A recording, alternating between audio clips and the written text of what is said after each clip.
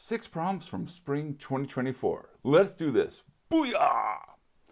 Consider the region bounded by the curve y equals root x and the line y equals a half x. Form a shape by revolving this region around the x-axis. Okay, first thing is let's get a handle on what this looks like. So, all right, so let's sketch. Yeah, I know this problem is going to be a bit sketchy, right? Well, yeah, you almost have to get a good picture. It doesn't have to be a perfect picture, but a good picture. Y equals a half x does something like this. Y equals square root of x. Y equals square root of x. Y equals a half x, that's a straight line. And this, by the way, it should look like a parabola turned on its side. That's because it's a parabola turned on its side. But, all right. So y equals a half x. Let's say it's there. All right. So now we have our two curves, and we see, oh yeah, there's this little sliver between them.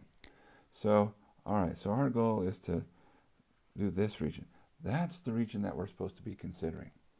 Now, before we get into, the details, we need to add one more thing to our picture, namely these points. Where are these curves intersecting? Well, we can eyeball this one pretty quickly. That's at 0, 0. The other curve, that's where a half x equals root x. And we could do things such as, well, if we divide by root x and multiply by 2, that says root x equals 2, or x could be 4. So we say, okay, so this is at x equals 4, which, by the way, corresponds to, if you plug it in, square root of 4, or half times 4 is 2. All right, now, we're revolving around the x-axis. So, in this part, we're spinning this way. And we're told to use the washer method. So, what are we going to do? Well, first off, we have to think about how do we slice. Now, it seems like we have things as functions of x's. So, our first guess is, well, what if we slice this way? Because this is as a function of x, because we have a small dx, small change in x. And if we spun, what would we form? Well, we would form a washer. So we say, perfect. This is the right thing. So we're integrating with respect to x. All right. So generic formula for the washer. Our volume is pi integral a to b of big radius squared subtract little radius squared. And then times your width. Now, in this case, our width is our dx, so we're integrating with respect to x. So we have pi integral, we're going from 0 to 4. 0 to 4. Our big radius squared, okay, that's from the highest point out from where we're spinning around. So that's root x. So that's going to be root x squared. Our inner radius squared is the one that's near, and that's a half x. So minus a half x squared. And then our width is our dx. Okay, well that's not looking too bad. So that's pi, and let's clean that up. We get x minus 1/4 x squared. Well, okay, so that's pi 1/2 x squared, because the integral of x is a half x squared, and then minus 1/12 x cubed. Okay, evaluate 0 to 4. Now you plug in 0, you get 0, so we just have to plug in 4. And so we get pi 1/2 times 4 squared minus 1/12 times 4 cubed. Now here, a half times 4 squared, well, that's 8. Now 12 has a factor of 4. So you pull out a factor of 4, cancel with one of the 4's, and so what's left? We have 2 4's upstairs, so that's 16, and then downstairs you have 3. Now 8, we'll move this way. 8 is 24 over 3 minus 16 over 3, and that leaves us with 8/3 pi. Okay, good. Part A, done. Part B, set up, but we don't have to solve. Good news. Set up the integral for finding the volume using the shell method. Okay, same region, same spinning around, but now shell method. Okay, so how do we go from washer to shell? Well, we changed the way we slice. So here we were doing our vertical slices. Now we're going to be thinking of doing horizontal slices, because now if you spin this around, you're forming a small sort of cylinder in some sense. That's a shell. So you say, great, let's flip the script. So for instance, y equals square root of x, that becomes x equals y squared.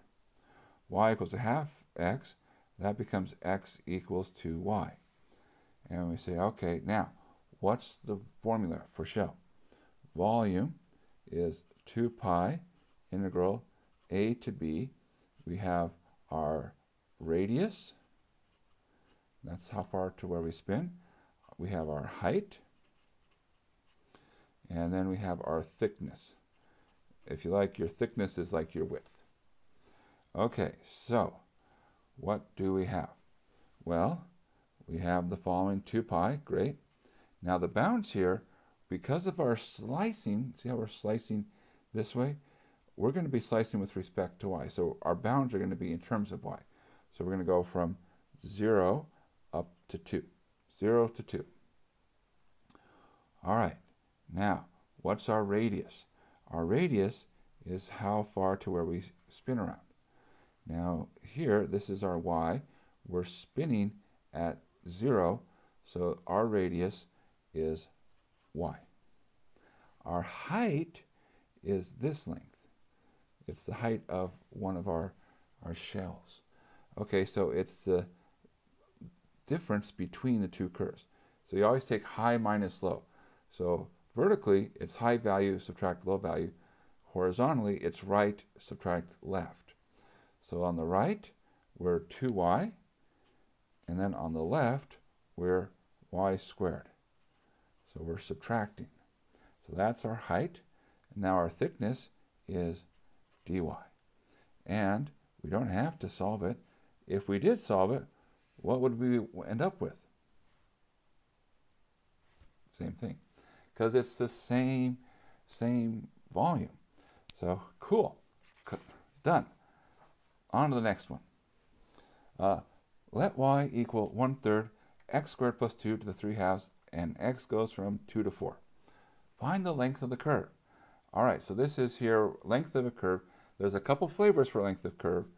Because we have y as a function of x, we have that our length has the form a to b square root 1 plus f prime squared.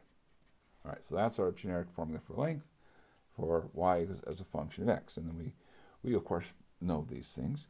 So we say, all right, well, let's work for a little bit here. What is f prime of x? So f of x is 1/3 x squared plus 2 to the 3 halves.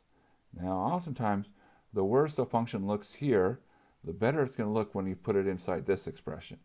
So it's actually not a bad thing that this doesn't look nice, because things will probably happen that are nice. So for instance, taking this derivative, the 1/3 stays, the 3 halves comes down, and we have x squared plus 2 to the 1/2 power times, don't forget chain rule, third to the inside. The 3's cancel, the 2's cancel, so we end up with x times x squared plus 2 to the 1/2. Okay, so there's some work on the side. Now, plug it in. All right, so here we go. So our length will be the integral 2 to 4. So 2 to 4. And then the square root of 1 plus, and we square that. So x times x squared plus 2 to the 1/2 squared. All right, well, that becomes 2 to 4 of the square root of 1 plus x squared times x squared plus 2. All right, well, that's 2 to 4 of, if you multiply this out, and it's polynomial, so we like to put polynomials in terms of decreasing powers of degrees, right? So the highest degree, x squared times x squared, That's x to the fourth. Oh, I can write it as x squared times x squared, or x squared squared. Then there's a 2x squared, and then there's a 1. All right, now, if you've been living a good, clean algebra life, and you have nice instructors, and of course we have nice instructors, we have the best. They love us, right? What's going to happen? Well, what's going to happen is that this is going to somehow simplify. And usually we're looking for a perfect square. And we look at it not for too long, and we say, ah, ha, ha, ha, they did love us. Because what do we see coming out? Lo and behold, this is the square root of x squared plus 1 squared. All right, so that's 2 to the 4 of just x squared plus 1. All right, well, we can integrate that. So that's 1/3 x cubed plus x. Evaluate that from 2 to 4. And, all right, well, let's figure it out. So that's 4 cubed, 64, right? 64 over 3 plus 4. Subtract. 2 cubed is 8. 8 over 3 plus 2. Now, 64 subtract 8, that would be 56 over 3, which is 56 over 3. Yeah, 56 is not a multiple of 3. But that's okay. All right. And then we have 4 subtract 2, which is 2. So we can write that as like a plus a 6 over 3. So that's from the 4 subtract 2.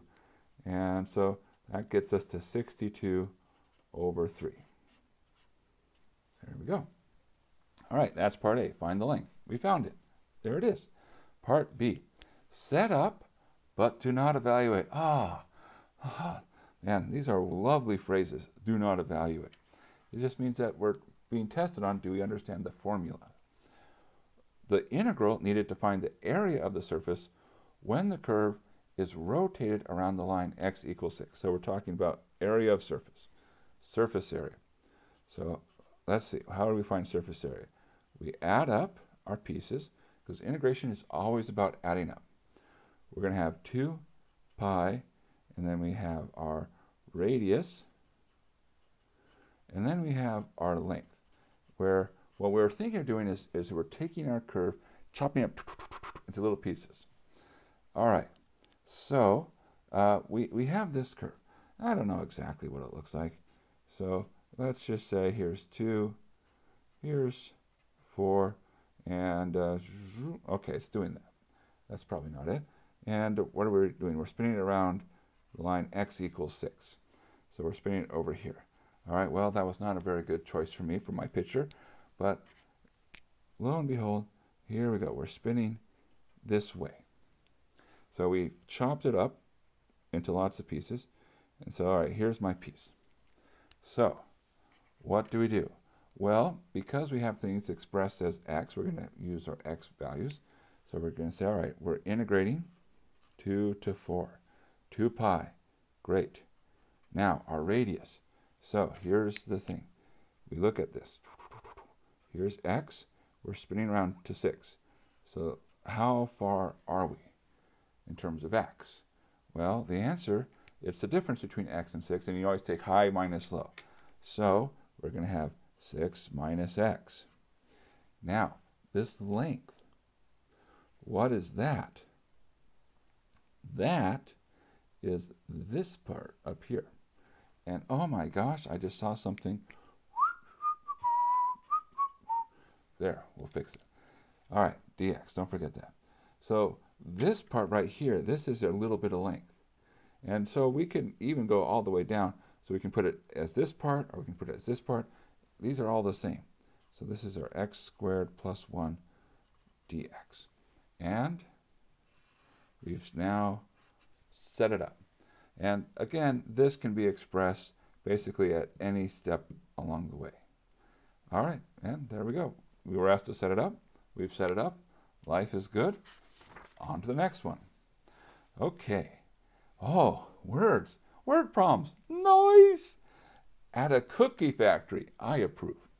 Molasses is stored in a cylindrical storage tank, which is 6 feet tall and has a radius of 1 foot. The storage tank is currently filled with molasses to a height of 4 feet. Molasses has a density of 100 pounds per cubic foot. Probably not true, but convenient for us, because 100 is a nice number to work with. Find the work required to pump all the molasses in the tank to a height of 3 feet above the tank. Your answer should include units. All right. Whew. Okay. So here we go. Now, let's draw ourselves a picture. We have a tank. It's a very tall tank. So here's our tank. And currently, what do we have? It's filled to a height of 4 feet. So it's not completely full. So we say, okay, here we go. So this is currently filled up to that height. So this is at 4 feet. Here, well, let's go ahead and say that's 0 feet. And all right, and we'll fill it up. Okay, so we'll use, okay, so here's our molasses. And we're going to pump. And we're going to pump it up to where? Well, we're shooting it to a height of 3 feet above the tank. Now remember, the tank, it's 6 feet tall. So if we want to go 3 feet above, this is our target range, right? 9 feet. This is where we're shooting for. All right. Now, how do we compute work? Well, work is force times distance. That's it, right? It's force times distance. So what are we going to do? Well, we're going to say, let's split our job up into lots of little jobs. So we're going to slice. So here we're taking a small slice. Say, okay, what's the work for this slice? If we can figure that out for that little slice, then we add up all the slices, then we have our total work. Okay, so for convenience, since everything's vertical here, let's say this is at height y. So we have work is, we are adding up, so that's integration, a force times a distance. Say, okay, well that doesn't seem so bad. So let's start with the distance. How far are we moving it? Well, we are at y. We need to move it to 9. So we say the difference. So it's going to be 9 minus y. Higher value subtract lower value. Okay. And we're only going for the 4 feet here. So our bounds are 0 to 4 and 9 minus y. All right, so just to be clear, that's not the force part, that's our distance part. So this is, and on a side note, if we were caring about units, which I don't care about units to the end, but this part right here, this is a feet kind of thing. All right, now we've got to talk about the force. In other words, how heavy is this slice? That's what we're after. Well, for the force, we say we need a couple of things. We need to know the density, and we do. Okay, so that's 100 pounds per cubic foot. So we're going to have 100. Okay, this is our density, and I'm going to put pounds per foot cubed. All right, times. Now, let's think of this as taking a cross section. It's a circle, and we didn't write it down, but it's a circle radius 1. So it's the pi times 1 squared. This is an area, so this is feet squared. So we have density, area, and then dy, which is also feet. All right, so we have our units here. And so this is a thickness. Now, what's the key here? Area times thickness is volume. Volume times density is weight, pounds. And so, lo and behold, if you look at it just purely from the units, we say, haha, this all becomes foot-pounds. Okay, so that's our final units when we get done. So it works out in that regard. And the punchline here is that all of this, that's our force. Density, area, thickness. Okay, well, wow, this was great, because this is looking like something we can handle, right?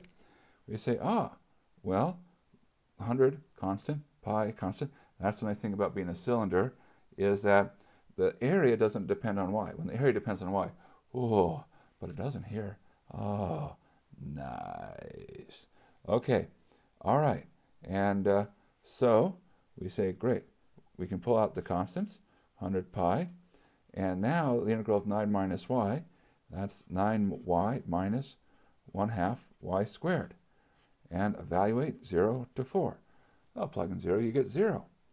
So you get 100 pi, then you get 36, and then minus 1/2 times 16. So that's minus 8. 36 subtract 8, that's 28. So we have 28 times 100 is 2,800 pi. And what are our units? Foot pounds. So 2,800 pi foot pounds. That's how much work it'll take to move all the molasses up to a height 3 feet above the tank. Nice, nice. All right, well, on to the next one. Okay, consider the thin, flat plate lying over the region in the xy plane bounded by the curves x equals 0, x equals e to the 2y, y equals log 2, and y equals log 5 with mass density delta y equals 4e to the 2y over y. Okay, so this is kind of weird because they're just sort of swapping the roles of x and y. But once you understand, it's like, oh, it's kind of like they're swapping the roles of x and y. You're like, exactly. You're like, cool, I can get behind this. All right, so what do we have here? Let's see if we can figure this out. Now, if we sketch, we can say a couple of things. We have x equals 0. That's the y-axis. So here is x equals 0. X equals e to the 2y looks a lot like the exponential curve because it does. It's just turned on its side. So this is x equals e to the 2y. And now we say y equals log 2. Well, that's, say, roughly here. It's positive, but it's less than 1. And y equals log 5. Okay, that's roughly here. All right. So it's a shape. And there's our shape. All right, so we'll shade in. And all right, so now we have our shape. Good news. What's next? Calculate m sub x. And your final answer should be an integer. Now notice, it should be an integer. So if we don't get an integer, mistakes were made.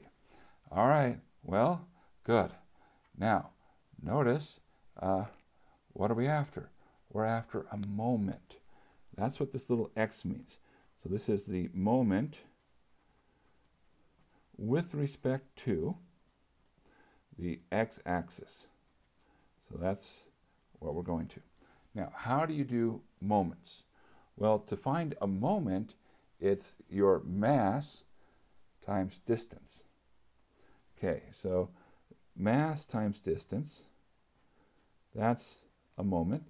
And what we're going to do is we're going to do what we always do, which is split things up and add them up. So we're going to integrate. Integration is just adding up. So we're adding up mass times distance. Now, how are we going to proceed? Well, the whole problem here, because we have everything as x as functions of y, it's just telling us we should be slicing this way. You know, even our density depends on y, so we should take our slices as vertical pieces. So we say, okay, so here is a y value. Now we have to figure out some various things. We'll have to figure out the mass of that, we have to figure out distance, we have to figure out bounds, and we have to carry out the work. Now, bounds, log 2 to log 5. That's easy to spot. So we're going to integrate log 2, log 5. What is our distance? Let's do that one. It's distance to x. So it's this length here. Well, that would be y. Okay, so that's our distance, right?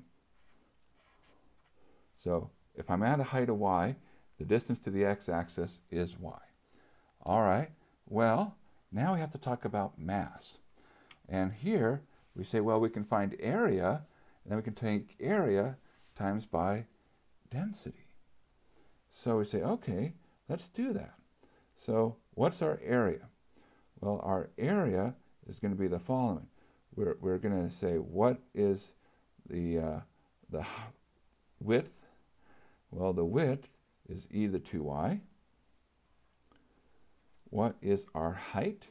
It's dy. What is our density?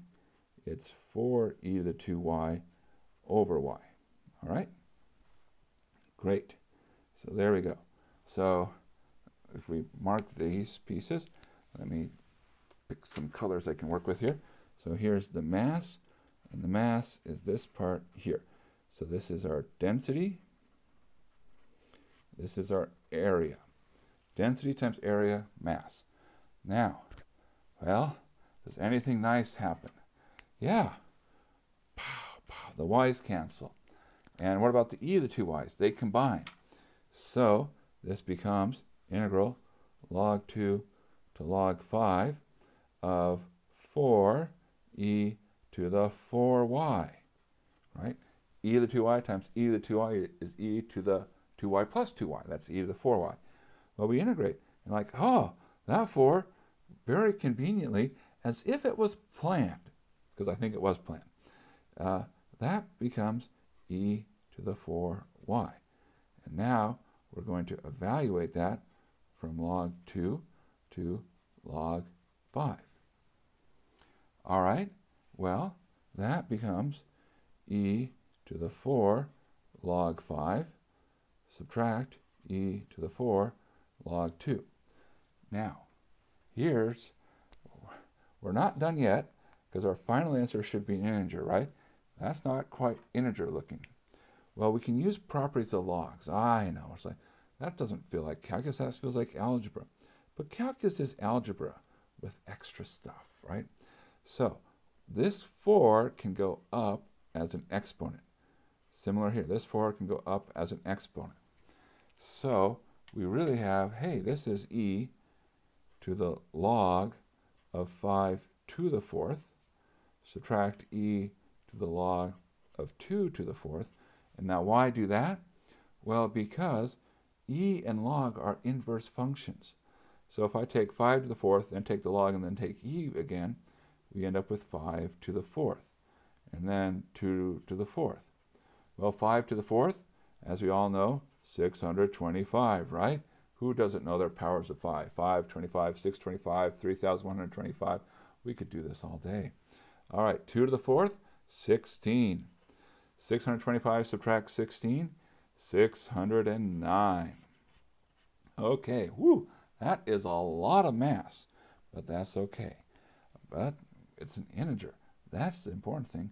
We got a nice integer answer. Well, at least we got an integer answer. 609 nice?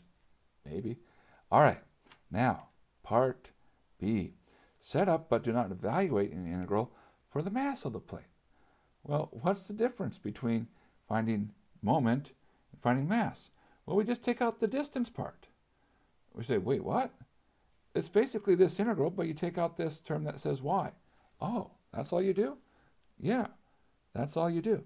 So it's the integral log 2 to log 5 of 4e to the 2y divided by y times e to the 2y dy.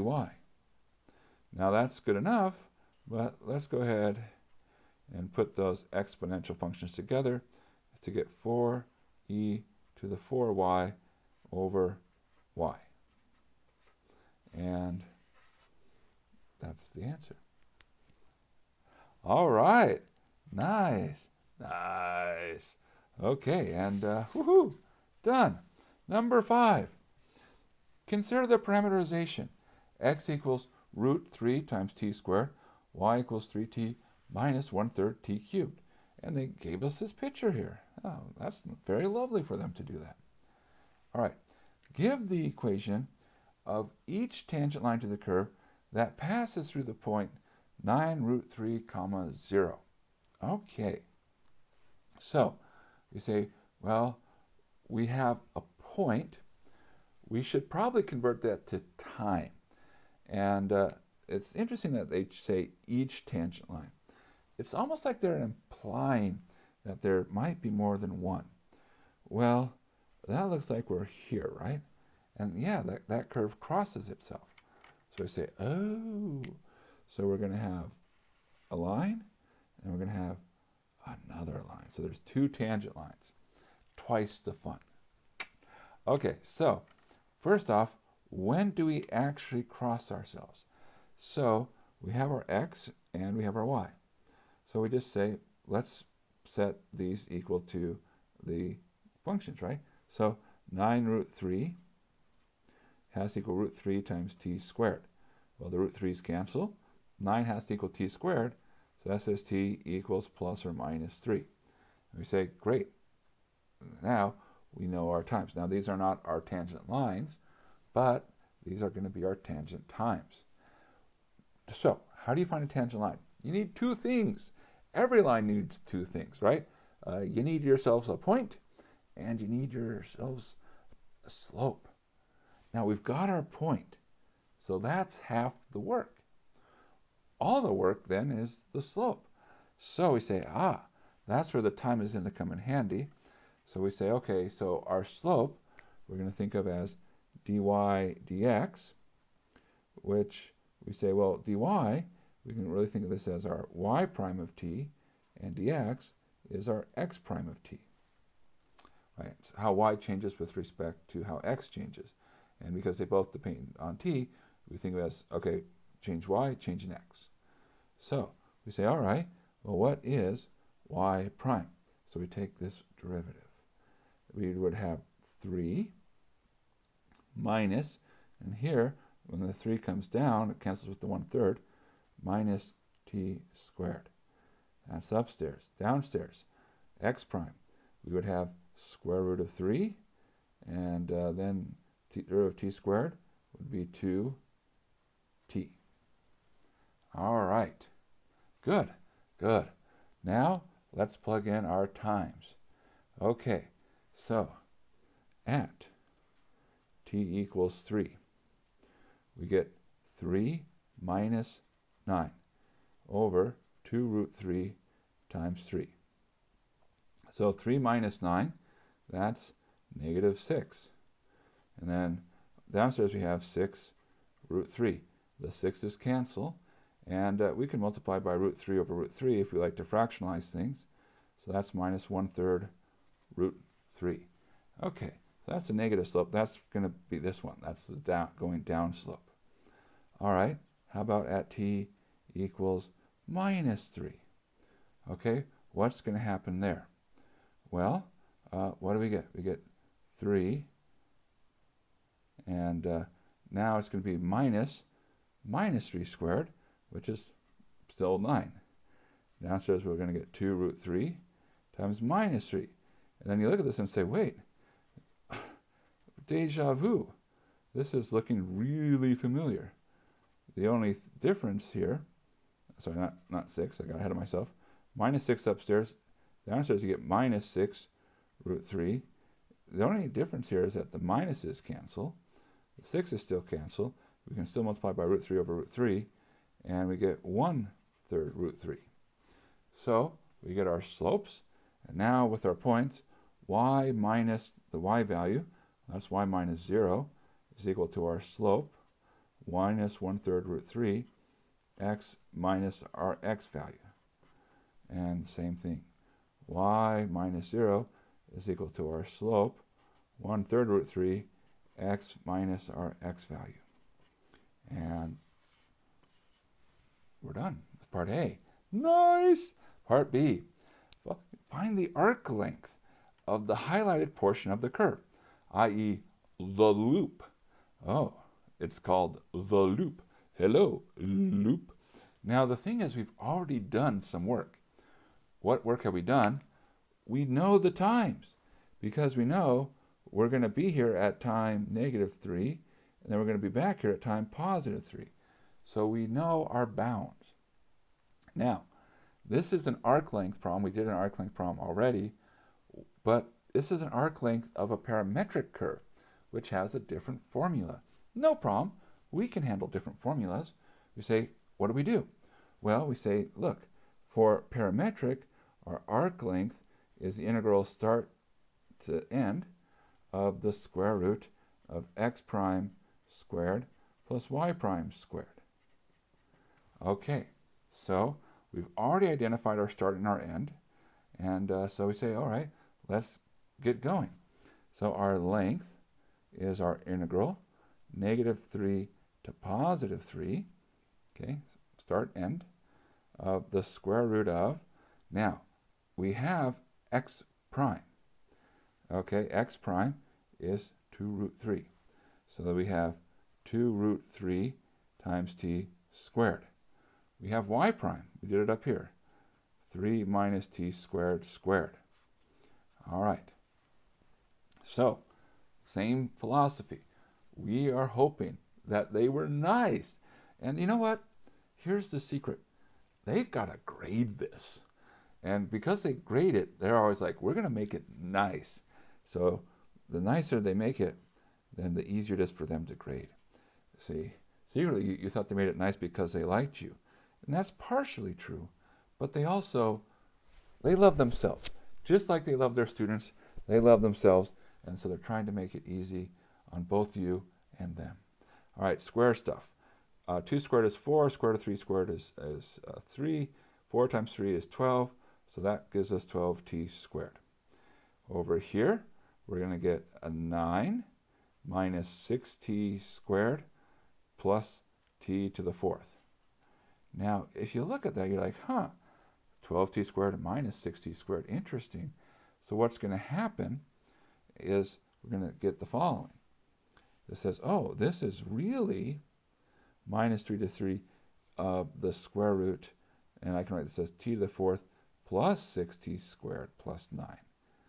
And now you're like, oh gosh, that's really similar to what happened when we did 3 minus t squared, except it's now plus instead of minus. So that tells us that this is really the square root of 3 plus t squared. And now, take the square root, what happens? Well, they undo each other. I'm going to add a side note here. Technically, whenever you take the square root of a square, absolute value, right? So you should always have in the back of your mind, do I need absolute value? And here it's like, well, look, everything's positive. T squared is positive. So I don't need to worry. Sometimes they'll throw a curveball and be like, absolute value plays a role. But not today. Not today. All right. So we're almost there. And we say, okay. Now, if you notice something, you've got wonderful symmetry. So let's use that. So I'm actually going to do that before I do the integral. So in other words, this is an even function, and I'm going from -a to +a, so I can go twice the integral from 0 to 3 of 3 plus t squared. That just makes it easy on me to do the evaluation. It doesn't change the answer if you just do the integral and then evaluate at both points. All right, so we have 2 times 3t plus 1/3 t cubed. Evaluate from 0 to 3. When you plug in 0, you get 0. Good news for us. So we need to plug in 3. So that's 2. 3 times 3 is 9. 1/3 times 3 cubed. Well, you get one of the 3's to cancel, so it's really 3 squared, which is 9. 9 plus 9 is 18. 18 times 2 is 36. 36. All right. Good. Good. Now, you might say, is 36 reasonable? Yeah, it's actually not a bad guess, right? If you think about root 3, I don't know exactly what root 3 is, but it's a little bit less than 2, but not much. So this is, probably 16, give or take. And notice we've got to go and come back. So just going back and forth, that's almost like low 30s, 32 give or take. And like, oh, and if we just add a little bit up and down motion, 36, that's a good ballpark. So yeah, we're pretty confident about that answer. So confident, we're just going to keep going. And to our, number 6, find the area A lying inside the polar curve r equals 4 and to the right of the line r equals 2 secant theta. It's shaded in this graph. Your final answer should not contain unevaluated trig functions. So in other words, we can't have like sine of pi thirds. We've got to plug in our trig functions. All right. Well, okay. So let's mark some things. We have r equals 4. R equals 2 secant theta. That's looks suspiciously, by the way, like a line. Why does it look like a line? Well, if you think about r equals 2 secant theta, that's the same as 2 over cosine theta, or r cosine theta equals 2, or x equals 2. So it really is a line. All right, nice. Now, let's think about what we can do. I see symmetry here, which is cool. So let's use symmetry. So I like having 0 whenever I can. So here I have an angle of 0. Now, let's work on some other angles. What if I came here? What do I have? Well, I see here that this distance is 2 because that's x equals 2. This distance is 4 because that's the radius. And I'm think to myself, wow, well, you know what? What do we have going on here? This is like a 30, 60, 90 triangle because it's a 30, 60, 90 triangle. And you say, oh, okay, so this angle right here, that's at, we're running out of space at where to draw things. This angle is at pi over 3. It's the 60-degree angle. All right, so we now have our ingredients in place. So our area is going to be the integral from start to end, but notice I'm using Greek letters because I'm thinking angles, and the Greeks, they love their angles. Well, actually they didn't. They were all about lines and stuff, but they loved their Greek letters. True story. Greek mathematicians, they loved Greek so much, they just put everything in Greek. Okay, but all right, so integrating from starting angle to ending angle, and now you have this factor of 1/2, and then it's the outer radius squared minus the inner radius squared d theta. All right, so for our case, remember we said we're only going to find half of it, so we're going to double the following. And then we have the factor of a half coming from this half, integral 0 to pi over 3. Our outer radius squared, that's if, imagine you go out, that's the one that's further out. So that would be 4 squared. The inner radius, that's where you start. So minus 2 secant theta squared. And we're going to do this d theta. All right, 2 times a half cancels. Noise! 0 to pi over 3. And then we have our 4 squared, 16, minus, and here, 4 secant squared theta, and d theta. All right, well, we can integrate. That's 16 theta and minus 4, and the integral of secant squared, and the reason I said we can integrate it, secant squared's on our list. There's a list of 10 things we know how to integrate. It's a great list. We should have that memorized. And the integral of secant squared is tangent. All right, so we have to evaluate from 0 to pi over 3. Now, the nice thing is when you plug in 0, 0 is 0, and tangent of 0 is 0, so that's good. So we just plug in the top. So we're going to get 16 times pi over 3, and then we're going to subtract 4 times tangent of pi over 3. All right, and this is where they were coming up with their, oh, you have to know your trig values. And, well, okay, Why not? We'll make our table here. We have theta, cosine theta, sine theta, and we'll quickly write this down. Why not? For reference, we have 0, pi over 6, pi over 4, pi over 3, pi over 2. All right, so cosine starts at 1, then it's root 3 over 2, root 2 over 2, 1 over 2, and then it's 0. This does the opposite. 0, 1 over 2, root 2 over 2, root 3 over 2, and it goes up to 1. Now, tangent is sine over cosine. So tangent of pi over 3 is equal to root 3 over 2 divided by 1 over 2, which becomes root 3. So we end up with 16/3 pi minus 4 root 3.